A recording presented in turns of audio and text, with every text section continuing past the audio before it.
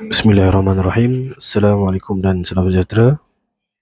Saya Perdana Menteri Muslim bernombor matrik C21A2120 akan membentangkan laporan berkenaan Industrial Talk bagi subjek usahawanan strategik.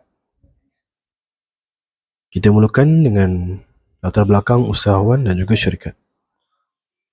Usahawan yang memberikan taklimat pada kali ini ialah Encik Nik Ikrami bin Haji Umar. Beliau telah pun bersekolah di Sekolah Menengah Ma'tab Mahmud, dan setelah itu beliau juga terus melanjutkan perjalanan beliau ke peringkat lebih tinggi, iaitu di Universiti Islam Madinah. Semasa belajar di Madinah, Encik Ikrami menumpukan perhatian kepada umrah dan juga haji. Dan setelah itu beliau kembali ke Malaysia dan terus menyertai perniagaan keluarganya, iaitu perniagaan travel. Beliau menjawat beberapa jawatan dalam perniagaan tersebut, seperti pengurus umrah dan juga pengurus umrah dan haji. Pada tahun 2019, wabak telah pun melanda negeri kita. Begitu juga dengan perjalanan umrah yang sudah semestinya berlaku sepanjang tahun ataupun setiap tahun. Keluarga Encik Ikrami telah pun memutuskan untuk menutup perniagaan mereka kerana isu ini, kerana pandemik yang melanda ini melanda ekonomi kita juga.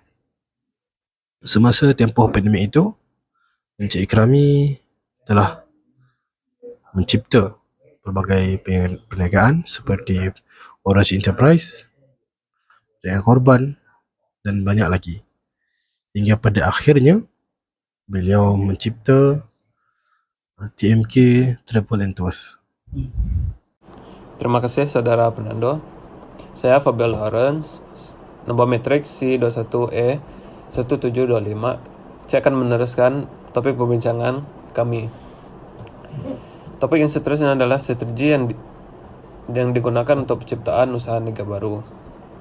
Pada awalnya, Encik Ikrami terpaksa melakukan semua kerja secara bersendirian dari pemasaran hinggalah ke operasi.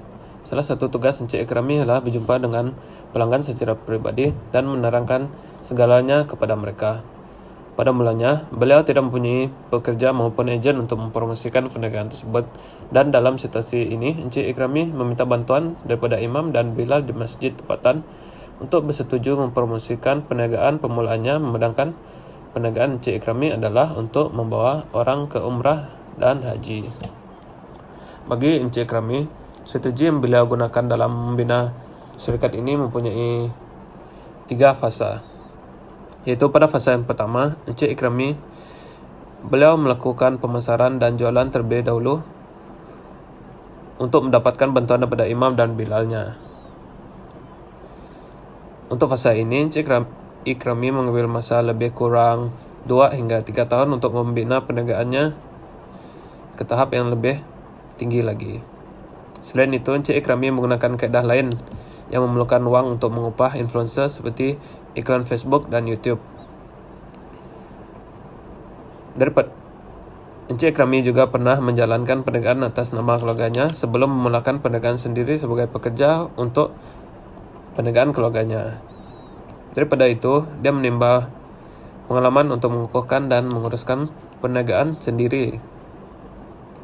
Pada fasa yang kedua, Encik Ikrami memfokuskan perniagaannya secara otomatik, yang bermaksud beliau mula mengambil pengurus sumber manusia untuk menjadi salah satu daripada pasukannya. Menurutnya, selepas perniagaan semakin stabil, langkah seterusnya yang dilakukan oleh beliau adalah pada mulanya dia menghadapi masalah berurusan dengan pekerja yang sukar mengikut perintah. Kadang-kala pekerja yang mengambil cuti kecemasan membuat dia bekerja sendiri, tetapi lama-kelamaan Encik Ikrami menjadi lebih berpuas hati untuk mengendalikannya. Pada fasa terakhir, Encik Ikrami mahu mengembangkan perniagaannya, menjadikannya lebih besar pada masa depan. Ini adalah fasa yang berjaya, di mana dia akhirnya merealisasikan impiannya selepas perjalanan yang panjang dan sukar. Salah satu impiannya apabila mencapai fasa ini adalah untuk mewujudkan lebih banyak syarikat dengan perniagaan yang berbeza. Sekian, terima kasih. Strategi yang dicadangkan kepada syarikat ini dengan justifikasi. Terdapat beberapa cabaran dan cadangan untuk menghadapi cabaran tersebut. Cabaran pertama, mengekalkan perniagaan dengan masa yang lama dan ekonomi yang tidak terkawal. Bagi menyelesaikan masalah ini, Encik Ikrami terpaksa membuat roadmap yang membantu beliau menyelesaikan perkara-perkara penting bagi membina dan mengekalkan perniagaan dengan lancar. Cabaran yang kedua yang dihadapi oleh Encik Ikrami ialah mengendalikan dan menjaga pekerja. Cadangannya, membina hubungan baik dengan semua pekerja. Dengan cara itu, kita dihormati oleh pekerja, membolehkan mereka bertolak ansur dengan majikan mereka. Untuk menyimpulkan laporan ini, banyak perkara yang boleh kita pelajari daripada Encik Ikrami. Daripada seorang lelaki telah melalui banyak pengalaman, kami bertuah untuk melihat dan mendengar kisahnya.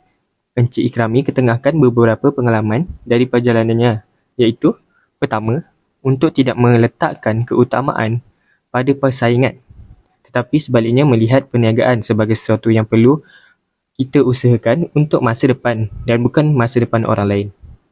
Encik Ikrami juga mengatakan bahawa tidak salah untuk bersaing dengan orang lain, tetapi bersaing secara toksik itu yang salah. Encik Ikrami tidak menganggap syarikat lain sebagai pesaing. Dia melihat mereka sebagai rakan kongsi dalam perniagaan yang sama. Dengan cara ini, dia boleh berkongsi pandangan yang berbeza dengan mereka. Selain itu, Encik Ikrami juga menyebut bahawa kita perlu realistik dengan matlamat peribadi kita. Ini kerana jika matlamat peribadi kita terlalu tinggi untuk dicapai, kita mungkin akan kehilangan apa yang kita ada sekarang. Menetapkan matlamat yang tidak boleh dicapai juga menjejaskan syarikat dengan mendorong pekerja menjadi terlalu tertekan dan akhirnya mereka berhenti kerja. Itu adalah perkara yang penting yang kita semua boleh belajar daripada Encik Ikrami.